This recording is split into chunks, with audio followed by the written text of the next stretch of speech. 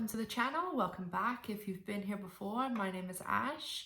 Today we're going to talk about my 600-pound life.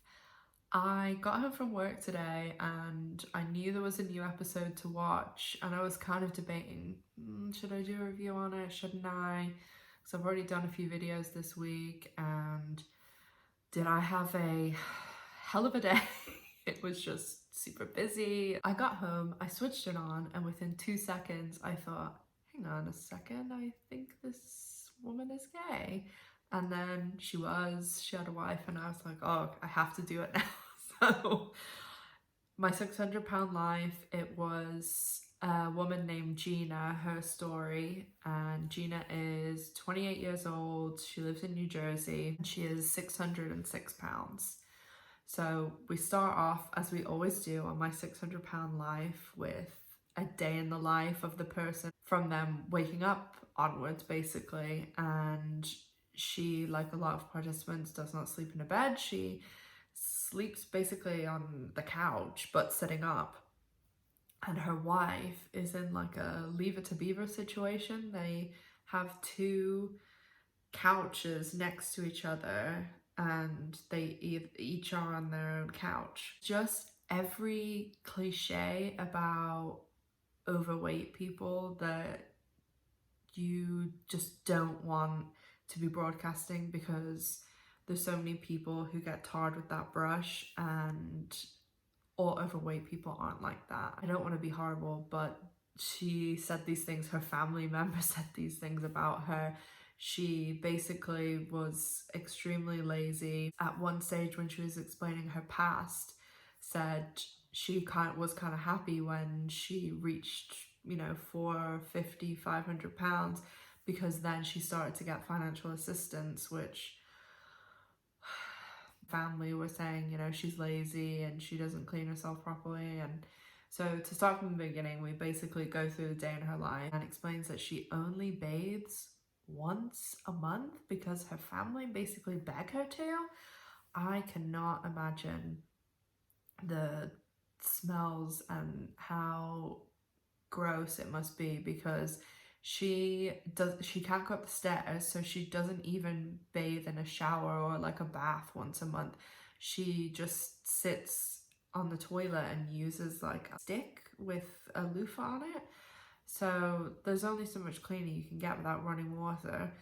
And the mum makes a big point of saying, like, your bucket's in there, your bucket's ready. I'm sorry to laugh, it's just the way the mum kept saying bucket, like, and she was saying it a lot louder than any of the other words in the sentence. So she lives with her mum, her wife, her sister, and her sister's fiance, and everyone is extremely heavy. I mean, she is the heaviest, but I don't mean everybody else is 10 pounds overweight. They're all like, they all had to be at least 400 pounds. Obviously didn't really do anything apart from sit around and eat. Gina says that her wife worked, and I felt bad for her. The wife, Beth, I mean, yes, she was enabling the whole situation. At the beginning, they were showing, she'd basically sat in the same spot all day and done nothing but eat. Her sister brought her home food at one stage, and Beth had cooked everyone breakfast before she went to work.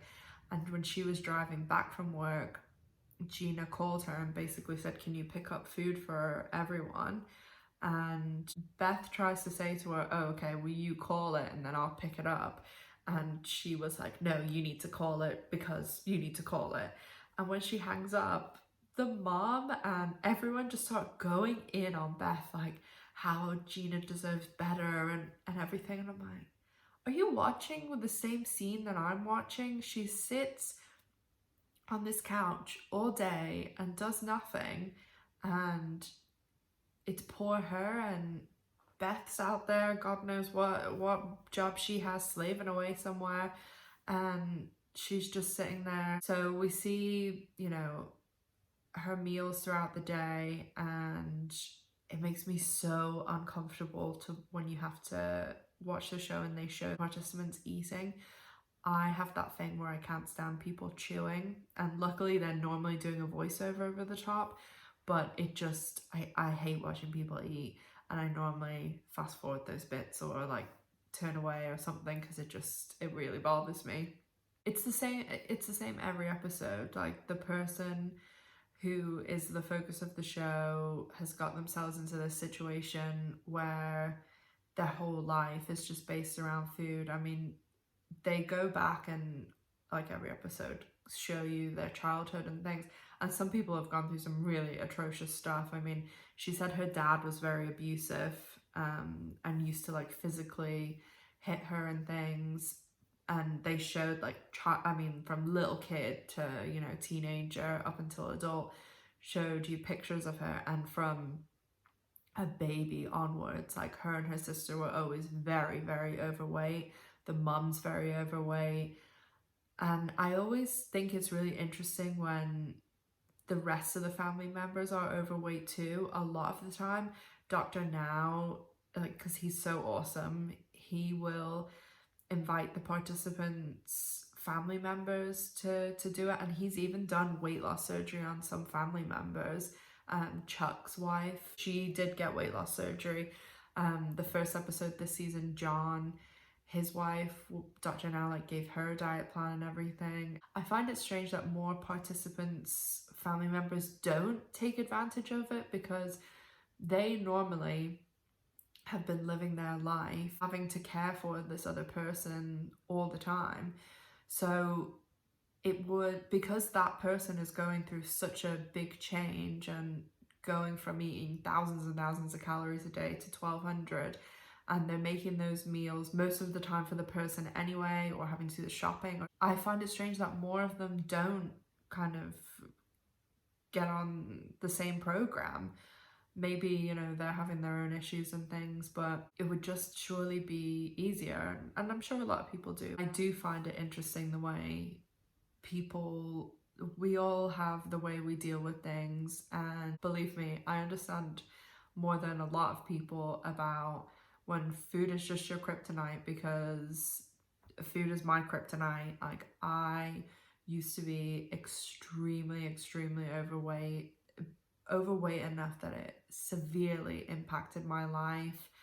I had to use one of those seatbelt extenders when I got on a plane. I was in constant pain with my back. It affected my life greatly.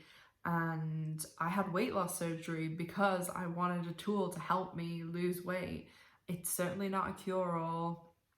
And I actually have a video about weight loss surgery, and I didn't get gastric bypass. I have a band, and I've made a video about that. If you're ever interested, I'll link it down below. I wasn't really like heavy when I was a child or anything. I put on most of my weight really quickly, but both my sisters are very slim. My brother's very slim. My mom was very slim. My dad, food is his kryptonite too. And I don't drink at all, I don't smoke, but didn't deal with things. I overate. And it is like a switch sometimes that has to be flipped. But as you'll learn in this episode, I don't think the switch ever flipped for Gina, because you can yo-yo and mess around with especially when it's like a month and okay, I have to lose this amount of months to get this weight loss surgery, and then you get the surgery and you can use that tool. But they followed Gina basically over a year, like every episode. And when they drove down to Dr. Now, she weighed in at 606, and he said, okay, you've got 2 months to lose 50 pounds, go back, and then if you've lost the 50 pounds, you can be approved and move to Texas, and everything it goes through normally. And after 2 months, she'd actually gained weight, weighed in at 614. So it wasn't a huge weight gain, but when you're trying to lose 50 pounds and you gain 8, you've not done very well. She kind of does the usual of making excuses, and people try and blame it on other things, all the time, like, oh, I do this and I eat late, or my metabolism's slow. And maybe there's tiny little minuscule things like that that matter when we're talking about I lost 10 pounds and I could have lost 11. Overweight, or you put on weight because you consume too many calories and you don't move enough. That's it. So basically throughout the episode, after she's weighed in and she's not lost the 50 pounds but also gained 8 pounds, Dr. Now sets her the same goal and she only loses 5 the next month. So she's still heavier than she was when she actually weighed in the first time, and now we're 4 months down the line. The one thing about this episode, and I've kind of noticed they've started to do this a little bit more in, and maybe this is because they have that Where Are They Now series. In the beginning, an episode of My 600 Pound Life would be kind of the year and this is what happened. And if somebody starts off and they do their 2 months, they hit their goal, they'll get their weight loss surgery. They then have 10 months of recovery and losing weight for the show to follow. But when you have someone like Gina, who just constantly doesn't hit the goal, you're basically just like not even starting. You're just false starting the entire time. So they showed like her sister's wedding and how difficult it was for her, that she had to sit in the car and like do the speed. They showed her going to see Lola for therapy. They showed a nutritionist coming over.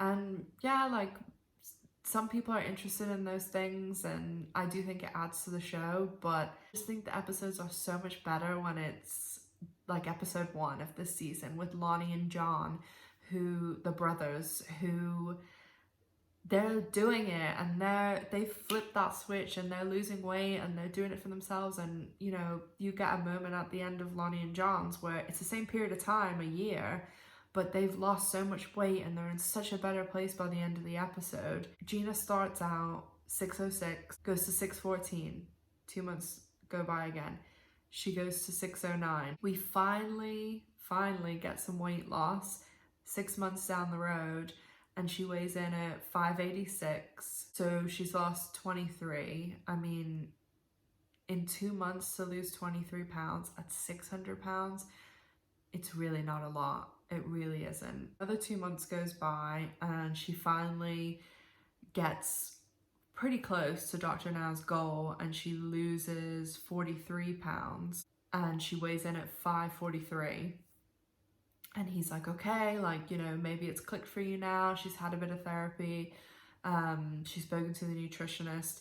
And so Dr. Now says to her, we'll schedule a weight loss surgery, but I'm going to do it for 3 months down the road and you need to lose another 50 pounds.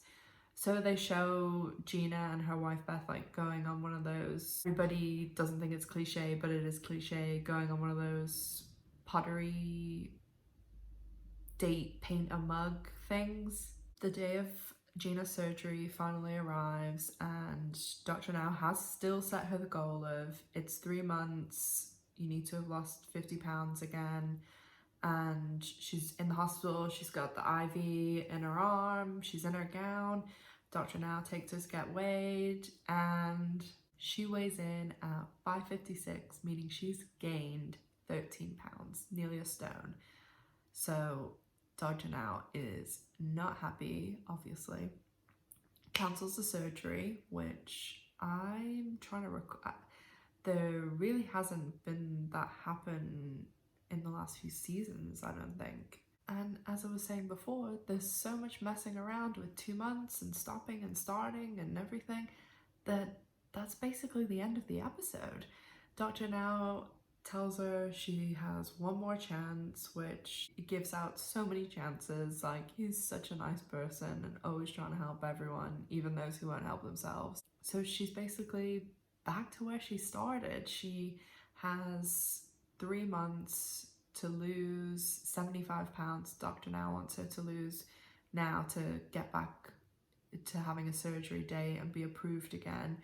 And the last scene is just Beth wheeling her out of the hospital after they've, you know, cancelled her surgery. So, as I said before, someone like Lonnie and John, who were so great, who in a year you saw so much change and their lives get so much better, and then Gina's just exactly in the same place that she was at the beginning. I mean, they're in a different state, that in a different apartment, that's pretty much it, but it's still the same things going on. She's still not addressed her weight. They've got a little bit of couples therapy. Overall, there was a lot of things in this episode that there was a lot of the very stereotypical check marks for overweight people and for lesbians that I don't think really helped anyone, where Gina obviously was going into details about the fact that, you know, she didn't really shower, she used a loofah once a month in the bathroom if her family nagged her about it, she was lazy, basically bragging about being on disability because of her weight. She also spoke about how when on like an online dating thing that they had an extremely quick relationship, engagement and marriage. And I mean, where would we be without the infamous "what does a lesbian bring to a second date?" a U-Haul joke, which, I mean, the joke's funny because it's true, guys. So, as I said in the video I released earlier this week, it is always nice to see representation, and, you know, we're treated exactly the same as everyone else. There's fat gay people too, there's lazy gay people too, but overall I don't think this episode was doing anyone any favors, least of all Gina and Beth, because it's very disappointing at the end of My 600 Pound Life when you do have those people that basically don't accomplish anything. This was only the 5th episode of the season. Lonnie and John, we started out on a high from them. They were fantastic. We got Lindsay, I think was the next one, and I did not like her too much. Like, we had JT last week, who he was hard to root for too. Before JT, we had the phony addiction specialist who'd actually been struck off and investigated for fraud, for defrauding Medicare. So I don't know, did we start out on our high with Lonnie and John and descending slowly into no happy endings? I know they have Where Are They Now, so I'm sure we're going to see these people again and see what's going on.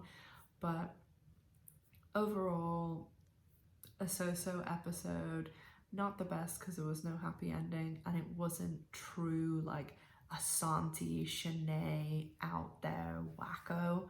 So it's just okay in my book. I also don't think that Gina really helped her cause either, because she basically, whether she's this way or whether it was the way they portray, I mean, I know they can do editing so much and they have so much footage over a year, and they are only whittling it down to, I mean, there's so many commercials, they whittle it down to less than an hour of footage, but she just came across as not a very kind and caring person. And as I said before, you know, she came across as just not the person that you were actively rooting for. The MVP of the episode for me was the dog with the full set of clothes on that was in the house. The dog had more clothes on than most of the people most of the time. So the dog was the highlight of the episode for me. Let me know what you guys think. Were you rooting for them? Were you rooting for the dog? How do you think some of Dr. Now's classic quotes came across this episode? I did like the one about, "You're like the man who says he has a headache after he's hit himself in the head with a baseball bat." That was a pretty good one, Dr. Now. If you like this video, please consider giving it a thumbs up. And if you aren't subscribed to the channel, please consider subscribing. So make sure to leave your comments, thoughts, questions, anything in the comments down below. And have a great day, guys. Thanks so much for watching. Bye.